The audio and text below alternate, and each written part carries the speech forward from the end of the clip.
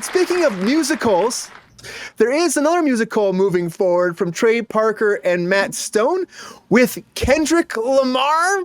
What? Can we talk about this? Yes.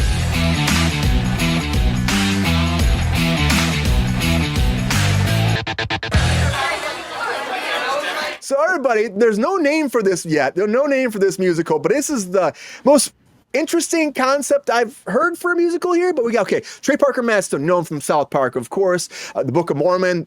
Very controversial topic. They made it into a musical and did big. You know, they tried it with South Park movies again. They're very controversial. They've done big. But I would relate this more to Book of Mormon because you're going on a subject that people are like, you know, Mormon life and the whole religion, and you're kind of bringing light to the world about it, but you're also kind of making fun of it.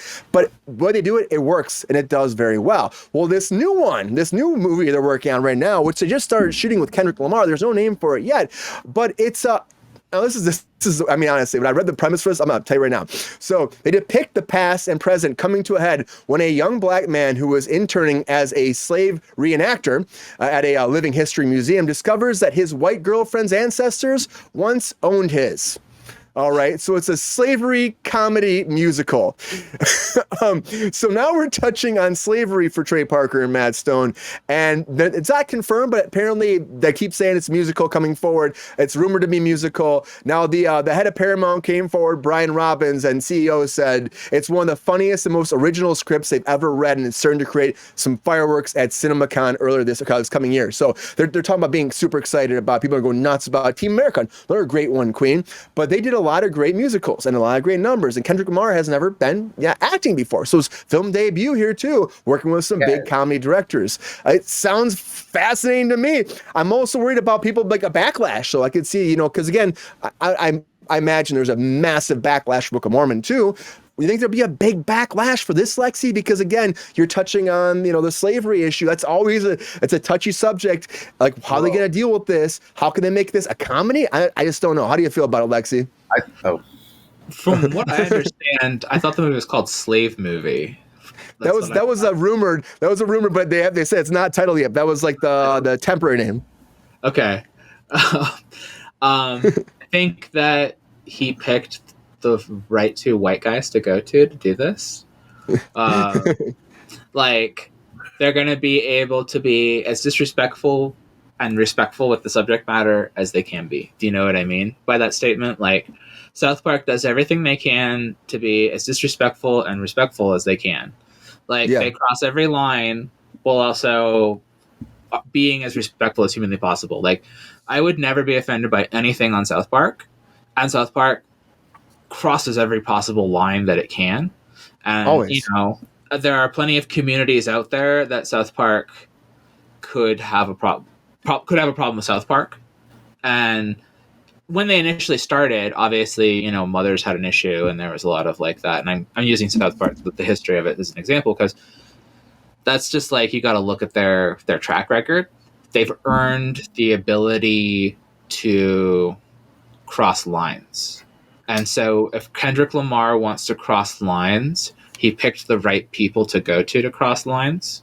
Do you know what I'm saying with that statement?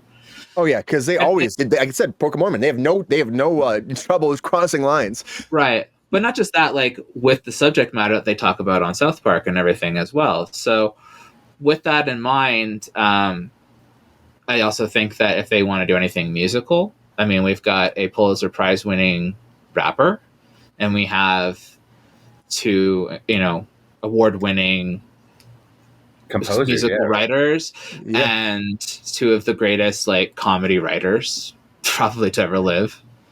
So it's definitely a dynamic team. This is the opposite of when Seth MacFarlane wanted to do 50 Ways to Die in the West. Oh, that was a horrible movie. Oh my god. Right. So this will be like the opposite of that, like funny and enjoyable, and all that tongue-in-cheek humor will actually make sense. So it'll be the opposite. You know what I mean? I hope so. Yeah, like I don't know. I can't see this doing anything but killing, honestly. Like, and I mean, like maybe it won't make huge money, and obviously it's gonna, you know, touch nerves. But that's the whole point of it. Is it's supposed to touch nerves, and it's gonna touch nerves in the same way that Get Out did. but it also could cause a lot of waves. Mark, what do you think, man? Do you think this could cause massive waves, or is a backlash for this? I don't think it really affect Trey Parker or Matt Stone's career, or I don't think it's going to affect anybody's career. But do you think there'd be a backlash from fans? Yeah. Wait, I think it's going to do well. There is, like, they can make bad stuff too, so I hope it doesn't bomb, but I feel like it's already just going to make money because the concept is great. The talent associated with it is great. These are all huge, solid fandoms coming together, and the premise already sounds funny.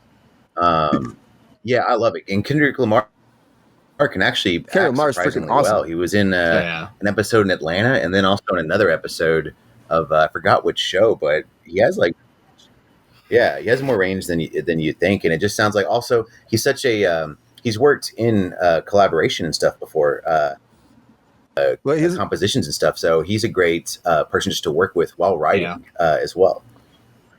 You think he's gonna bring music? I bet he brings a lot of touch to the music too. I would think, right? You think that Kendrick Lamar, he's probably gonna help with the music? That would make sense. I would think so, right? Absolutely, yeah. I mean, he can do that. He collabs with writers all the time. I mean, even Black Panther and stuff. He essentially collaborated with the writer of that entire soundtrack. He was in charge of the soundtrack essentially. That's awesome. I mean, it's just fascinating though. Yeah, I hear you. Yeah. A little hiccupy, but you're here. Yeah, it's just so. I think it's a very fascinating premise. I was just shocked that this is like. Love the premise. It's so funny. Especially like nowadays, it's like people have been like so like touchy about things and stuff. Maybe we need something to laugh at. Like maybe say we'll make make this aware, but also make something to have fun with a little bit. GR, what do you think? Do you think that there's going to be any kind of issue with this? Everyone's saying right now they're excited about it. It'll probably be a great project, probably make money right off the bat because of what the situation is. GR, is this a big blockbuster hit? No. I don't agree. The writers are not the greatest comedy writers of all time. Like, I'm not even close. They are. Jared is not like them. They are not the world's greatest comedy writers ever. I'm sorry. This thing has two chances. I don't think anyone said they were, though. It's going to be a small hit, or it's going to be a total bomb. But it could alienate a whole lot of people. I don't think there's anything funny about the subject of slavery. Anything. Yeah. Did you see Book of Mormon at all, GR? Yeah, it sucked. Oh, I loved it. I actually loved it too. I was shocked how good I thought it was. I thought it was going to be like. I was like, how's this going to work? I mean, there was a South Park episode where they had about all of, Mormonism and stuff too, which was great, but it was also very touchy. If you were Mormon, like, I would like, what do you think about this? But they're good about that. I think you haven't made it until South Park's made fun of you. Yeah. Right. But even everybody they go after, I think they made fun of Kendrick Lamar before, I think, on there too. They made fun of everybody on South Park. They just do that. Which the Paris fish Hilton sticks, loves the episode about her. Yeah, that was great. She's like, that's so hot. Then like the lemmy winks and stuff. Disgustingly offensive. Like the Paris Hilton episode was really offensive. So like the fact that she loves that shit, they didn't think that Kanye was gonna take it the way he did. I watched a whole thing about that recently. Like they knew it would a little bit, but they were like, oh man, they didn't know it was gonna go that far. So that's why they just kept going with it. Right. Queen makes a good point too. Comedies don't usually make bank. That's always a thing. But yeah, they just keep going with it. And I'm surprised. Like, look at Tom Cruise episode too. They had that. He had that ban. He had it taken down. So you can't even find that episode anymore because he's like, no, I don't like this. Now it's Scientology stuff. So they can cross lines. The best episodes of South Park ever. It was so good. R. Kelly's in that shit too, right? Now I'm here in the closet. They did, trapped in the closet. Oh wait, yeah, same thing. Yeah, and R. Kelly's pulling out the gun. He's like, pull my gun. And R. Kelly, stay in jail, man. Stay in jail. You will. Yeah, I don't think he's getting that. Though, and basketball are like two of like the funniest movies ever, right? And I mean, I wasn't big into basketball, but Orgasmo is one of the funniest movies I've ever seen. And like, I love Orgasmo. Basketball killed in the box office for them. They made money on that made its money back, and that really like cemented their ability to make like movies for them. Like that showed their ability outside of South Park. So that's why they're able to constantly like kind of dip their toes in the pool, so to speak, like of making films every once in a while. They don't do it too often, but like they can. Yeah, I just love Orgasmo. Yeah, Like, apparently and Boy. Orgasmo is an underrated classic, and if you've never seen it, I highly recommend go check it out. It's one of the funniest movies I've ever seen. Yeah. What were you gonna say, Mark? That's what I was gonna say. Where there's a chance it could be bad, because Orgasmo was a huge bomb, and so there is like a bit of a dice roll. Even though it's a comedy classic, if it doesn't make the money, you know what I mean. It still could be like a considered a misfire. You know, like a lot of classic comedies kind of don't do well, and then It's kind of like they get their flowers years later. Yeah, The Thing was a box office bomb too. yeah. People love that movie now. It's hailed as one of the greatest sci-fi. I think it's.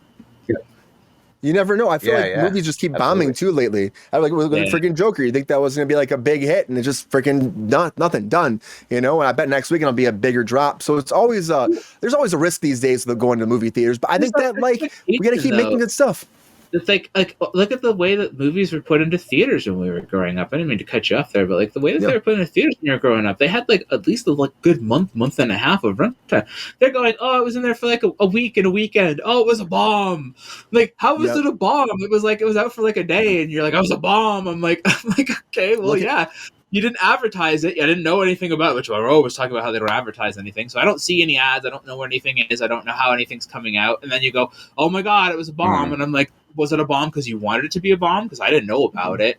And I'm like, and then you put it in the theater for like 3 days, and then, oh, nobody went and saw it. And I'm like, yeah, because you put it out for like 3 fucking days. I didn't get to see it. Like, didn't even give it a freaking chance to actually thrive, and you know what I mean? And that's why, like, they can't make these numbers with the functionality of the pricing system, the way they want people to go, the amount of time they're putting things into the theater. Like, everything is not working right anymore. It's like there isn't a cyclical system that's functioning with Hollywood, with the release of things, the way that they want things out, the money they're putting out to get people to go to them, the money that is like I know I talk about like weird things like the McDonald's. Like, why are you making YouTuber meals? Like, why are you putting out a meal with KSI?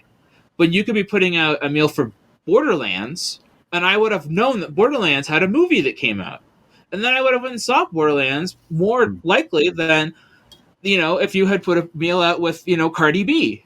Or any of these other people. And they're like, well, these meals are killing it. And I'm like, well, first of all, the meals aren't even special. And second of all, like, the fact that you're not promoting through restaurants anymore is a huge, like, lack of tie-in to show me that things are coming out into theaters. Those tie-ins to those restaurants were massive abilities to find out when things are coming out, period.